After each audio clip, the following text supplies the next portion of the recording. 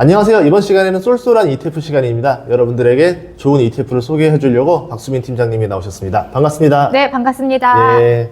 오늘은 어떤 ETF를 한번 해볼까요? 소부장부터 해가지고 다양한 국내 주식형 ETF들을 소개해 드렸었는데요.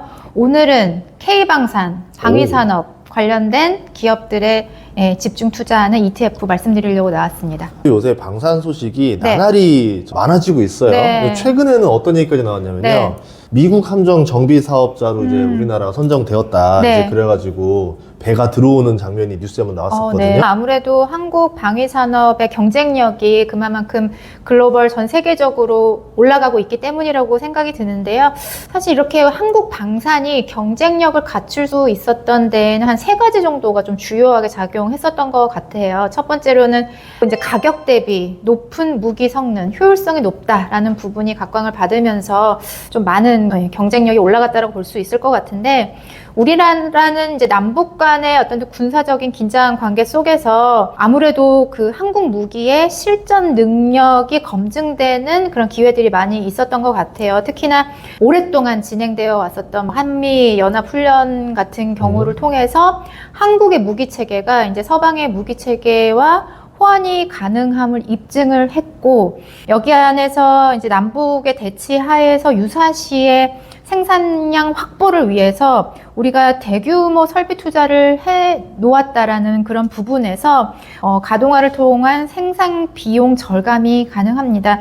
우리나라 방산의 대표적인 수출 품목인 K9 자주포가 독일의 PZH-2000 대비해서 성능은 굉장히 유사한데 한 50% 가격이 싸다고 하더라고요. 그런 측면에서 굉장히 효율성이 높은 한국의 방산 제품들이 좀 부각을 받고 있고, 여기에다가 빠른 공급 속도가 굉장히 글로벌 고객사들한테 높은 칭찬을 받고 있는 것 같아요. 실제로 2022년에 폴란드에서 K2 전차 10대와 K9 자주포 23훈을 계약을 했는데 계약 체결 4개월 만에 구매를 했다라고 합니다. 그렇기 때문에 지금 굉장히 러시아 우크라이나 전쟁도 장기화가 되고 있고 여러 곳에서 이제 지정학적 불확실성이 높아지고 있는 가운데서 급한 니즈를 충족시킬 수 있는 나라는 한국밖에 없다. 그런 부분에서 한국 방산의 글로벌 경쟁력이 올라가고 있다고 볼 수 있을 것 같고, 무기 종류가 굉장히 다양화되고 있는 것 같아요. 2020년에는 우리나라 이제 방산의 수출 품목이 K9 자주포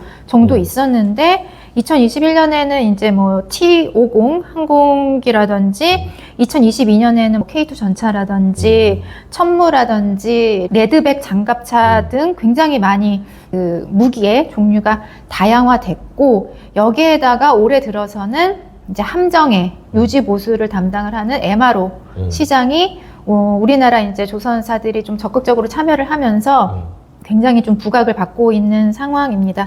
그리고 이렇기 때문에 수출 지역도 굉장히 많이 확대가 되고 있다라고 해요. 2022년에는 폴란드를 포함해서 한 4개국 정도였는데 2023년에는 폴란드, 노르웨이, 핀란드, 호주, 말레이시아 다양한 국가 12개국으로 확대가 됐다라고 합니다. 이런 배경에 저희가 사실 2022년이 뭔가 시작점이었던 것 같아요. 그때 대규모 폴란드 쪽에서 방산 수출이 체결이 됐고, 그렇기 때문에 2022년에 방산 수출 규모가 전년 대비 한 139% 증가하는 173억 달러를 기록을 했습니다. 높은 기저효과 때문에 작년에는 약간 주춤한 모습이긴 했습니다만, 올해 들어서는 이제 사상 최고치를 기록할 것이다. 올해 방산 수출이 한 200억 달러를 넘어설 것이다 라고 지금 예상이 되고 있기 때문에 한국 방산, 주식 투자 측면에서도 한국 방산도 굉장히 주요하게 바라봐야 되는 시기가 도래했다라고 생각을 하고 있습니다. 우리나라 그 방산 기업에 대한 주식 투자 측면에서의 리레이팅이 본격화됐다라고 볼 수 있는데, 일반적으로 방위산업의 특징은 우리가 다른 제조업, 다른 산업과 비교해서 독자적으로 수요를 창출하기에는 한계가 존재하는 산업이에요. 우리가 제품을 잘 만들어가지고 마케팅을 잘해서 소비자들에게 혜택을 받아서 우리가 노력한 만큼 되는 것이 아니라 B2G, 그러니까 기업과 국가 간의 어떤 계약 관계에서 산업이 형성이 되기 때문에 기업들도 좋은 어떤 기술력을 확보를 해야겠지만 그 국가에서의 어떤 외교적인 서포트도 굉장히 중요하거든요. 그런 측면에서 독자적으로 수요 창출을 하기에는 한계가 있기 때문에 약간 다른 산업 대비해서는 약간 밸류에이션의 저평가가 있었다라고 말씀드릴 수 있을 것 같고, 그리고 이제 유사시를 대비를 해서 대규모 투자를 해놨기 때문에 다른 제조업에 비해서 약간 이익률이 떨어진다라는 맹점 아닌 맹점이 있었습니다. 근데 지금 글로벌적으로는 탈세계화가 진행이 되고 있고 그 각국이 자립을 해야 되는 상황이기 때문에 방위 예산이 굉장히 높아지고 있죠. 그런 측면에서 방산 지출이 증대되고 수요가 증대된다라는 어떤 환경의 변화가 있고요. 그리고 앞에서 말씀드렸다시피 한국 방산 기업들이 가진 강점 중에 빠른 공급 이런 부분들이 부각이 되면서 특히 지금과 같은 현대전에서 가치가 부각이 되면서 글로벌 경쟁력이 굉장히 상승했다라고 볼 수 있을 것 같은데, 그래서 제가 사실 우리나라 방산 기업들이 얼마만큼 외형이 성장하고 있나 그런 그림을 한번 그려봤습니다. 하나 에어로스페이스랑 LIG 넥스원, 한국항공우주, 그리고 현대 로템, 하나 시스템 합산으로 5개사의 매출 추이를 봤더니 2022년부터는 두 자릿수의 매출 성장률이 나타나고 있어요. 이에 반해서 미국의 방산업체죠. 뭐 로키드 마틴이라든지 뭐 제너럴 다이나믹스 등 4개사 합산 기준의 매출액을 한번 보시면은 낮은 한 자릿수 매출 증가율이죠. 그만큼 같은 방산 기업이라고 하더라도 한국과 미국을 포함한 글로벌 기업들의 주식 측면에서의 성격이 조금 다른 것 같아요. 한국은 시장이 이렇게 변하고 있는데 그 변화 속에서 높은 어떤 외형의 잠재력, 성장의 잠재력을 보유하고 있기 때문에 약간 성장주로서의 매력이 최근에는 많이 부각이 되는 것 같고, 그리고 이제 미국 기업들 같은 경우에는 굉장히 이제 몸집이 무겁죠. 역사가 오래됐기 때문에 약간 가치주의 성격을 부여를 받는 것 같습니다. 그래서 저희가 최근에 배당 투자에 대해서도 관심이 굉장히 많은데 그 배당 투자 포트폴리오에 보면은 뭐 로키드 마틴이라든지 미국 방산 기업들이 들어가 있는 것을 심심치 않게 합격을 할 수가 있어요. 그만큼 같은 방산기업이지만 한국의 방산기업은 높은 성장 포텐셜을 바탕으로 주가의 리레이팅이 진행이 되고 있다라고 말씀드릴 수 있을 것 같습니다. 국내에 방산 ETF가 거의 없었던 것 같거든요. 그런데 이제 갑자기 이 뭐 조선업, 뭐 반도체, 2차 전지, 자동차 이런 게 등장할 때마다 ETF가 이렇게 딱딱 나오잖아요. 근데 이번에는 방산 ETF가 나온다길래 와, 우리나라 방산 산업이 이렇게 글로벌화 됐구나. 이제 성장성이 생겼으니까 ETF로 출시한다는 얘기인 거 아니에요? 맞습니다. 다들 굉장히 이제 하반기에 특히 4분기에 휴일이 많죠.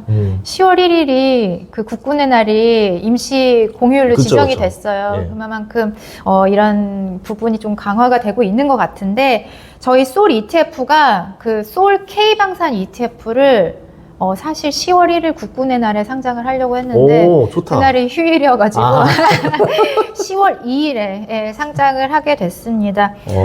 굉장히 이제 뭐 한국 방산기업들의 잠재력이 높기 때문에 투자자분들의 많은 니즈가 있고 이런 부분에 좀 효율적으로 분산된 포트폴리오로 ETF라는 투자 수단으로 제공을 드리고 싶었는데, 상품의 아이디어는 이래요. 전통적인 방산 기업과 함께 함정이라든지 무인화 로봇이라든지 우리가 지금 현대전에서 좀 필요한 어떤 위성을 통한 군사 작전이라든지 뭐 이런 부분들을 좀 새로운 영역에서도 경쟁력을 발휘하는 기업들까지 아우르는 포트폴리오가 좀 필요하다라고 생각이 들어서 솔 K방산 ETF는 그러한 컨셉을 가지고 있고요.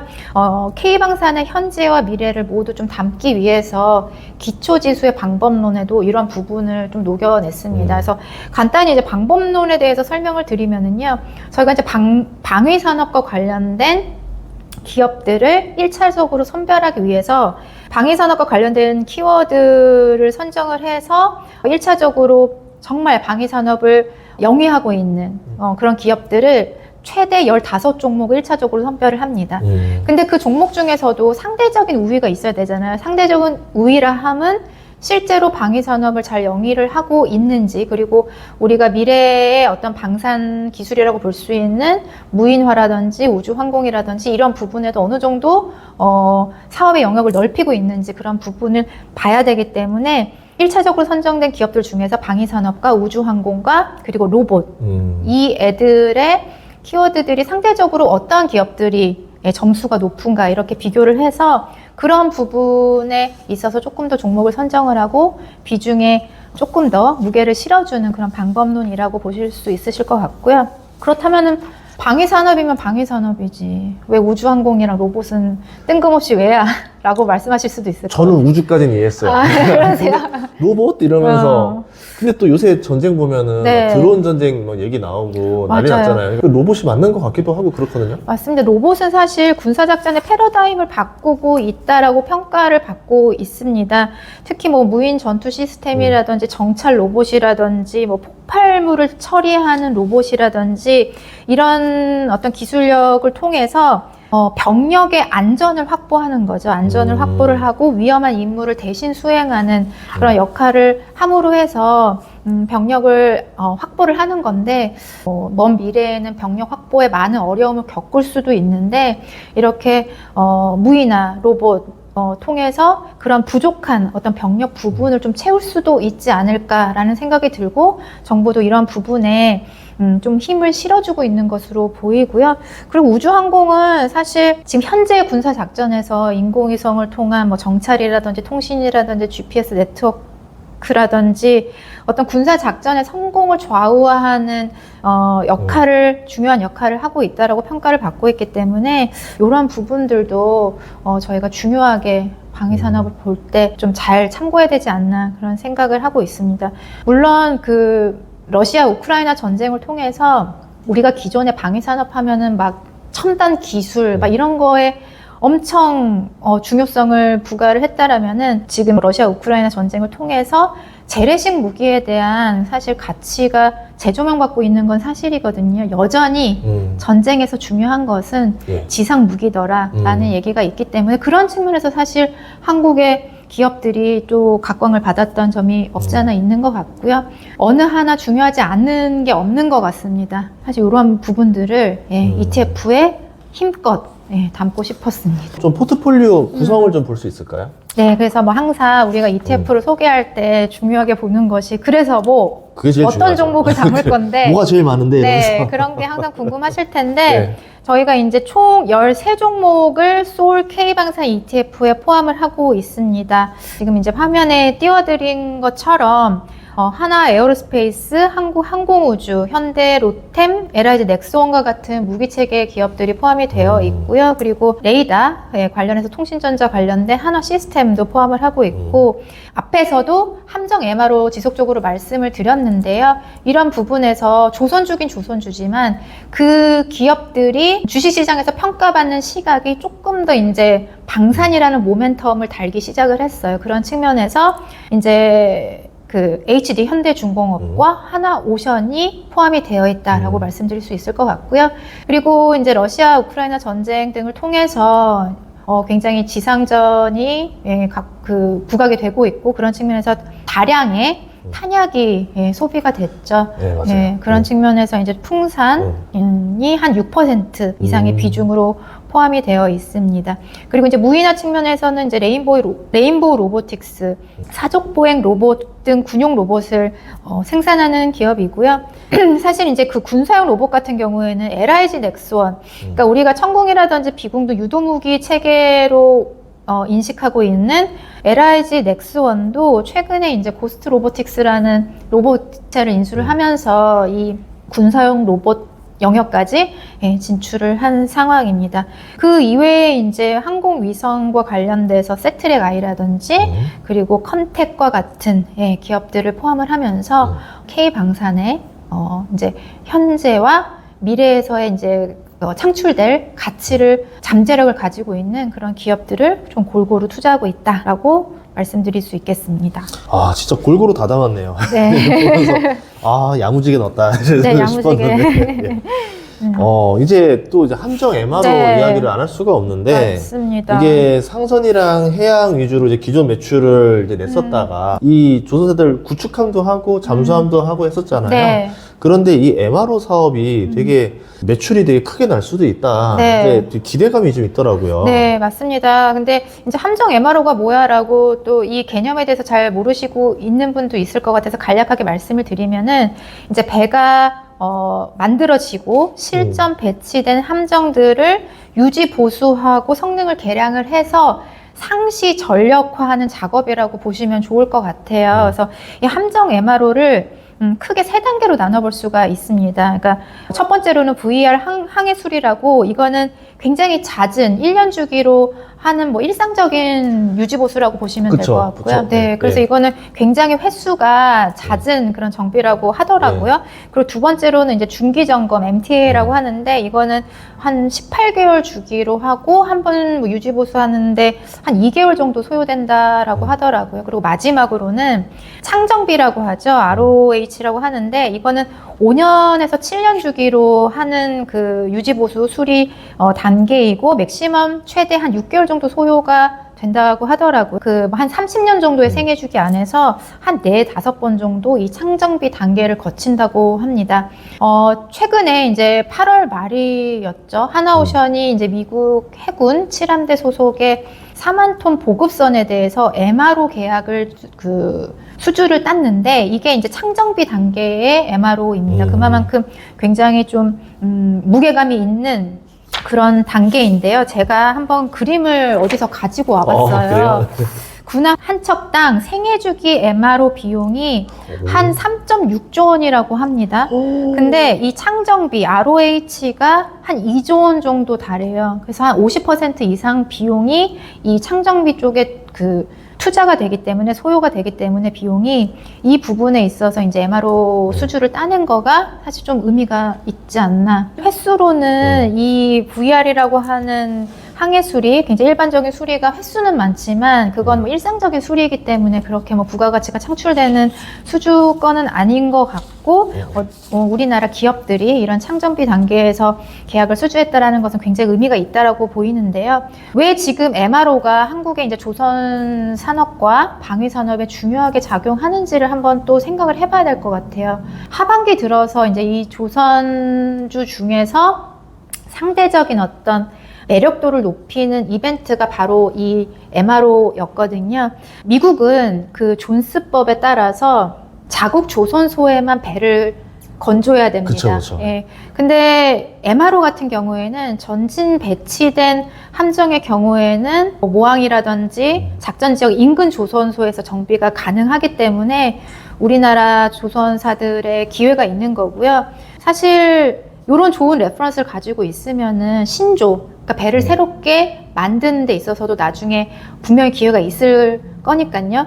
그런 부분에 이제 대비를 하는 거라고 보시면 좋을 것 같고, 사실 이제 하나오션 같은 경우에는 미국의 필리조선소 인수를 하면서 미국 내에서의 어떤 신조 시장도 조금 노리고 있는 것 같고, 추후에는 이제 우리나라 조선사들도 미국에 있는 조선사를 좀 인수하는데 기회를 엿보고 있다라고 이야기를 들었습니다. 근데 방산 기업들한테도 왜 MRO가 중요하냐라고 보시면은, 함정의 경우에는 그냥 배만 있으면 되는 게 아니죠. 그 함정 안에 다양한 무기 체계가 탑재가 돼야 된다라는 측면에서, 그쵸. 우리나라 조선사들이 이 군함의 신조까지 영역을 확대하게 된다라면은 우리나라 방산 기업들도 동시에 진출을 하면서 시너지를 낼 수도 있기 때문에, 미래에는 이런 또 MRO 시장이 조선 산업뿐만 아니라 방위 산업에도 주요한 어떤 키 모멘텀이 될 수 있다라고 생각이 듭니다. 이 창정비가 왜 중요하냐면, 현대미포조선이라는 회사가 있잖아요. 원래는 그 정비하는 곳이었잖아요. 배를 정비하는 곳이었는데 조선소로 바뀐 것처럼 이 기술을 익히고 나면은 정말 다음 기술로 나갈 수 있는 도약이라서 정말 의미가 있다라 봐요. 네, 맞습니다. 그리고 이제 사실 미국이 해상 전력에 대한 강화 의지가 굉장히 강합니다. 왜냐하면 2022년부터 중국의 전투함 보유수가 미국 전투함 보유수를 앞지르기 시작을 했습니다. 그만큼 미국의 어떤 전투함이 굉장히 뭐 늘어나지도 않고 그 수준을 유지하는 그 과정 속에서 중국은 엄청난 투자로 인해서 보유한 전투함 수가 많이 늘어났기 때문에, 이런 부분에 어쨌든 앞으로 나아가야 된다, 그런 불안감을 안고 있을 거고요. 하지만 자국 조선소만으로 이걸 해결할 수가 없습니다. 자국 조선소의 어떤 함정의 건조 능력이 지금은 굉장히 떨어져 있기 때문에 이를 인지하고 있고요, 분명히. 그렇기 때문에 좋은 조선사들을 많이 갖고 있는 동맹국가의 어떤 협력 의지가 분명히 존재하기 때문에 이런 부분에서 우리나라 기업들에게 분명히 기회가 있지 않을까 생각이 듭니다. 이게 좀 조선뿐만 아니라 육군이든 지금 공군이든 간에 미국의 생산 능력이 그렇게 늘리는데 열심히지 않았었잖아요. 네. 그러다가 지금 갑자기 이제 이렇게 일이 터지면서 수요가 확 생겼는데 그거를 커버하지 못하는 상황이 된 거고 네. 결국은 그 몫을 한국이 많이 맡을 수밖에 없다 이렇게 볼 수 있겠네요. 네, 맞습니다. 자, 좋습니다. 네. 그러면 다시 한번 우리 네. 솔 K방산 ETF 어떻게 활용하면 좋을지 알려주시면 네, 감사하겠습니다. 그래서 저희가 이제 뭐든지 외우기 쉬워야 활용도 머릿속에 딱 각인이 되고 활용이 잘 되잖아요. 그래서 저희가 솔 ETF가 바라보는 방위산업의 트렌드를 이렇게 웨펀, 네, WEAPON으로 좀 정리를 해봤습니다. 그래서 첫 번째 W, 네, World's New Order라고 새로운 국제 질서가 지금 형성이 되는 거죠. 뭐 탈세계화는 너무 많이 듣고 있는 지금 현 시대를 살아가는 데 있어서 가장 많이 언급되는 단어가 아닐까 생각이 드는데, 과거에는 각국이 각자가 갖고 있는 장점을 잘 활용해서 협력해서 어떤 산업 발전을 이룬다든지 그런 협력이 굉장히 좀 많이 나타나던 시기였는데 지금은 아니죠. 나만 잘 살겠다. 내 그 자국 내에 모든 서플라이 체인을 가지고 내가 잘 살아가겠다. 탈세계화가 진행이 되고 있기 때문에 이런 환경 속에서 안보 환경도 굉장히 악화가 되고 있는 상황입니다. 그렇기 때문에 모든 국가들이 국방 예산을 증가시키고 있죠. 그게 두 번째 E입니다.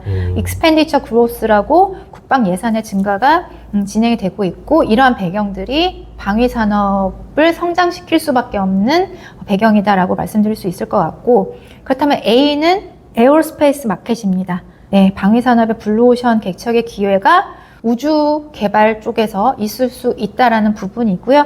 그리고 P는 포스트 마켓 MRO입니다. MRO. 네, 방산업체들의 연금과 같은 시장인데, 사실 그 무기의 경우에는 초기 획득 비용뿐만 아니라 운용 기간 동안에 최적의 성능을 가져가기 위해서 지속적으로 유지 보수가 굉장히 필요한 상황이고, 특히 이제 아까 계속 말씀을 드렸던 함정 MRO에서 굉장히 높은 부가가치가 있다라고 말씀드릴 수 있을 것 같고, 그리고 O, 오버시스 마켓입니다. 한국 기업들이 내수 시장만을 타겟으로 했을 때는 굉장히 그 낮은 밸류에이션을 부여를 받았는데, 지금 지속적으로 해외에서 수출이 증가하고 있기 때문에 이런 부분들이 우리가 방위 산업을 볼 때에도, 그리고 개별 방위 산업 기업들을 볼 때에도 이 수출 부분에 좀 포커스를 맞춰야 되지 않나 그런 생각이 들고요. 마지막으로 N은 노 휴먼입니다. 네. 방산의 무인화, 이런 부분에 좀 초점을 맞춰서 이런 어떤 트렌드들을, 웨펀이라는 트렌드를 잘 담고 있는 방산 ETF가 무엇인지 이런 기준에 있어서 선택을 하시면 좋을 것 같아요. 그래서 저희 이제 솔 K방산 ETF는 이러한 트렌드들을 좀 반영하고자 노력했다라고 정리드릴 수 있을 것 같습니다. 근데 이제 이 웨펀이라는 그 정리가 너무 좋았고, 네. 다만 이 알파벳에 해당하는 내용은 조금 더 저희 소울 ETF의 생각을 담아서 약간 수정한 부분이라는 거는 말씀을 드리고 싶습니다. 웨폰 생각하면은 네. 바로 그냥 방산 ETF 이렇게 투자하는 거구나. 네. 이해할 수 있을 것 같아요. 네. 알겠습니다. 네. 오늘 너무 기쁜 게 네. 제가 또 방산에 좀 관심이 많았는데 그러니까요. 드디어 또 K방산 ETF가 나온다고 하니까 네. 드디어 우리나라 방산이 좀 이제 인정받고 앞으로 성장하는 모습을 보여주고 있구나. 네. 그래서 ETF가 나오는구나. 정말 기쁜 시간이었습니다. 감사합니다. 예, 다음번 또 솔 ETF도 제가 또 기대 많이 하도록 할게요. 항상 네.